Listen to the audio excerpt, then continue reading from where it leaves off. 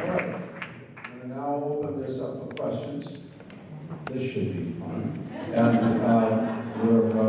we've got two folks and that are going to bring their mics down, Tim Aiken and Marcia Woodson, and we'll give because we can an opportunity to ask questions. Thank you so much for holding this. It's been very helpful. Congressman, I know you're pro-choice, but why aren't you pro-choice when it comes to self-defense for women?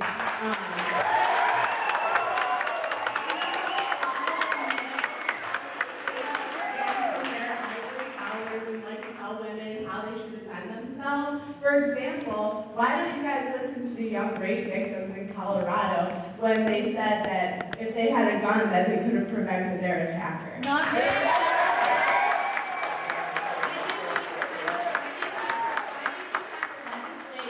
women into being victims. Or that gun could have been taken from them and killed them.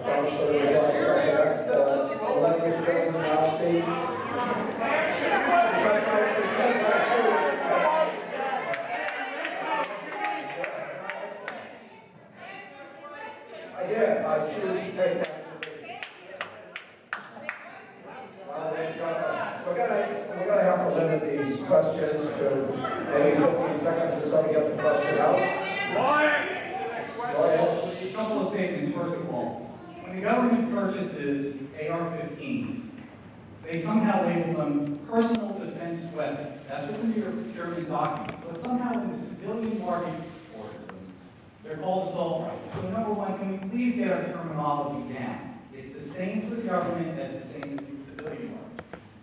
Second, let's take care of some things that are very important. The federal government, through the DHS right now, is purchasing in excess of 1 billion rounds of ammunition, hollow point ammunition, which is illegal under the Geneva Conventions. At the same time, we're sitting here right now. Now remember, the amount of ammunition that our federal government is ordering is equal to wage war in Iraq for 20+ years.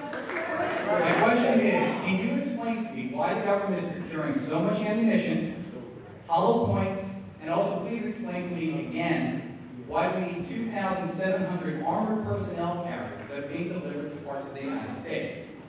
Now we're going to go into the middle here. And, as this goes along, then my advice is going to be to conclude this sooner. We're here to communicate. I want you to be able to ask questions. Go ahead. Grass down off the table. Why don't we make it mandatory that when guns are sold in the United States, they have to be sold with a gun law?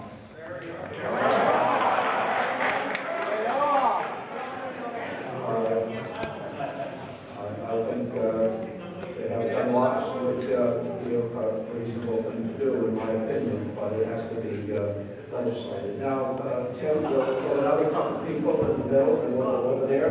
Marcia is also has a microphone. I'll let you choose somebody else. And over here. So there's been a lot of talk about what we can do to reduce violence and this sort of thing. And I read a couple articles today right now, just so be prepared. And I read that assault weapons account for something like 4% of all crimes in the country. Why are you focusing on this, on guns that are overwhelmingly used by law-abiding citizens like themselves, assault rifles? That doesn't make any sense. Why do the police need it? All they're good for is between large amounts of people. Where do these large amounts of people the police need to deal with that short amount of time? You know, we have all these laws. When do my rights come into play? What amount of reduction are you allowed to get before we start balancing my rights under the Constitution, which is rights of persons and then myself, in fact? He has a right. Well, my culture normally is a military-style assault weapon that was designed for combat purposes.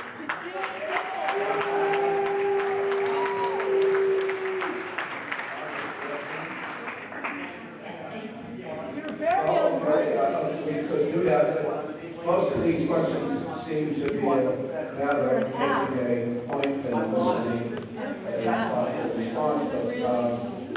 We'll go here and we'll open up. The best data, again, that we have is that it is a very small number of people per year, percentage-wise, who are killed due to assault weapons. But the trauma to communities and the damage from multiple gunshot wounds, I've heard testimony from various emergency room doctors, including the Newtown physician, one of the Newtown emergency room doctors, that those children couldn't survive it because it was an assault weapon. The other issue was I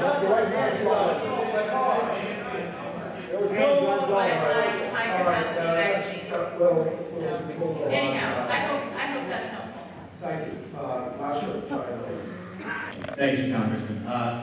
From listening to all y'all, it sounds like there's a whole lot of broken system going on. And it doesn't sound like on this end that it's due to the law-abiding citizens. It sounds like the states can't get their act together and put NI into the system, the background check.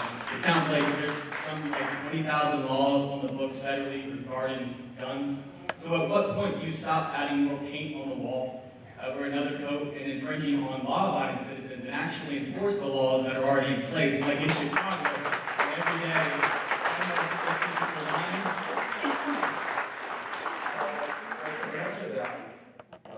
when the number of deaths from firearms goes down appreciably to anywhere comparable to other civilized nations, the fact that 30,000 people died of firearms each responding with legislation and regulations far weaker than what other nations have done who have been successful in saving lives that are now lost in the United States as a result of firearms. So when the death of innocent people is reduced, when we don't have horrific situations such as in Newtown, Connecticut, when 20 little kindergarten children are savagely shot to pieces, yeah, then we will probably be less aggressive.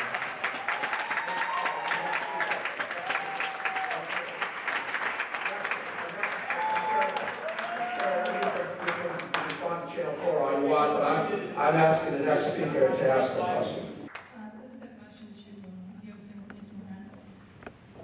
I'm curious, it says here that one of the measures you promoted or co-sponsored in order to reduce gun violence is to restrict ammunition magazines to 10 rounds. And this is something that many other people in Congress are trying to do. My question is, if the city of Alexandria, after doing a full background check, trusts me to have a concealed carry permit, why am I being limited to 10 rounds when we know that some people, small people like me, cannot use high caliber guns because we cannot handle the recoil? We also know that in very, very stressful circumstances, like when you're trying to defend your life, your accuracy goes to hell. It happens to law enforcement officers who, in the line of duty, miss a lot of shots. So I'm curious to know if I'm allowed to carry a gun to protect myself. Why are you, Mr. Moran, trying to limit my ability to defend my life by reducing magazines to 10 rounds?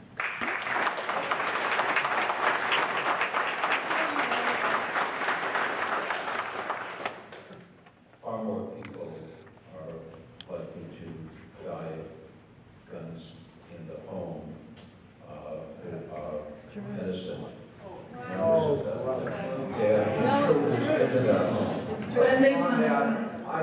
I'm going to answer your question. I can't imagine why anyone needs more than 10 rounds.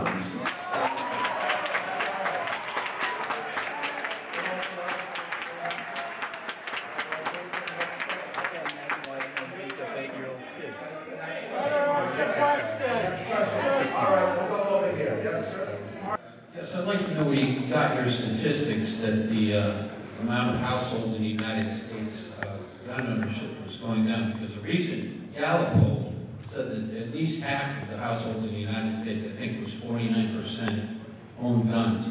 So it is not going down, it's going up. And that was a Gallup poll. Where did you get your statistics? Well, we can look.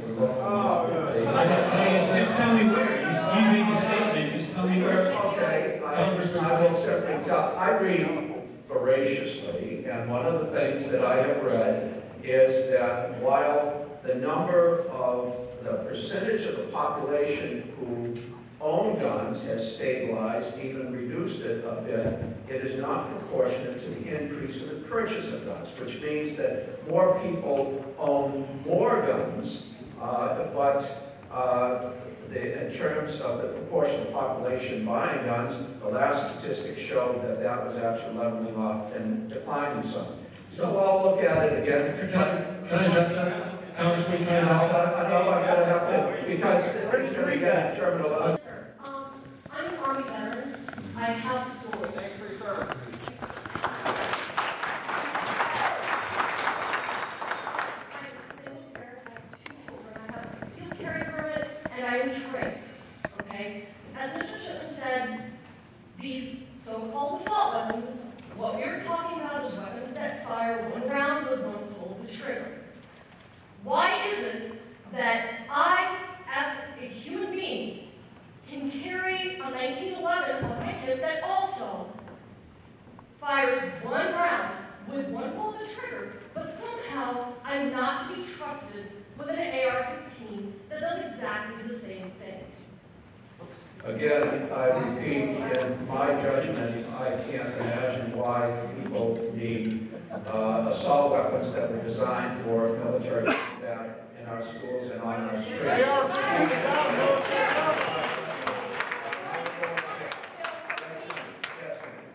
Good evening, Congressman. My name is Robert. I've heard of the Kansas City, so I'm not new to this, so I'm not familiar with you and your politics. So this is a question that I have, not to try and trap you or give you a hard time. I'm genuinely curious. And then you can either answer this or your board members can. What's the question? Are you open to maybe allowing teachers and other members that happen to reside in the school or other sorts of country zones to be allowed to carry in those places? Because before you answer that question, would everybody who has an orange sticker please stand up?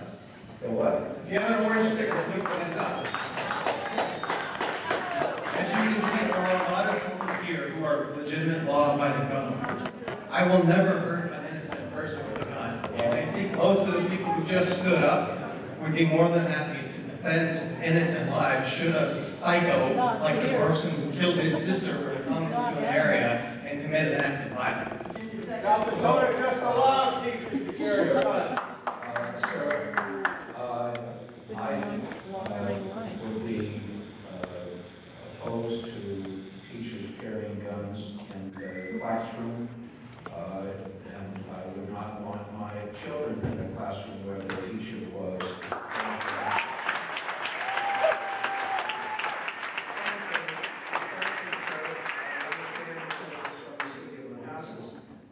But I know this committee well enough to know that the people standing up in this auditorium are not representative of the majority of the residents.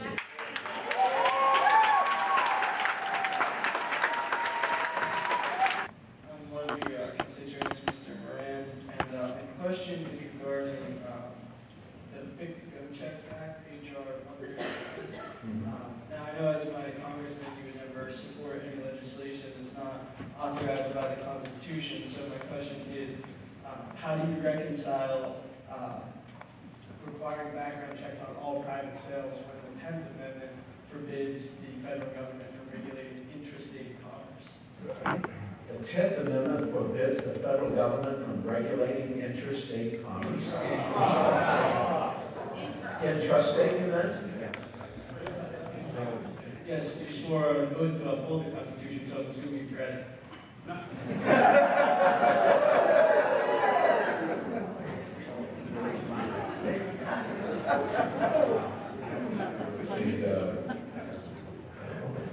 Guns are carried between states, and it's been determined that much of the gun violence is a result of interstate commercial transactions, and that is clearly regulated. The federal government has the authority to regulate, and the laws that are being considered are not in any violation of the Second or the 10th Amendment, and in terms of the Second Amendment,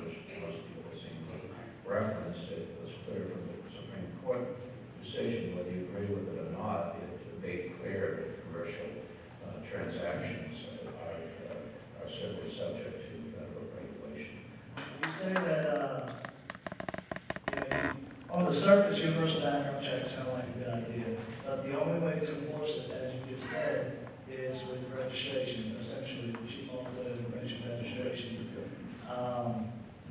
You know, it might not be the intention of your administration to come take guns or confiscate guns, but what about the next administration or the next one?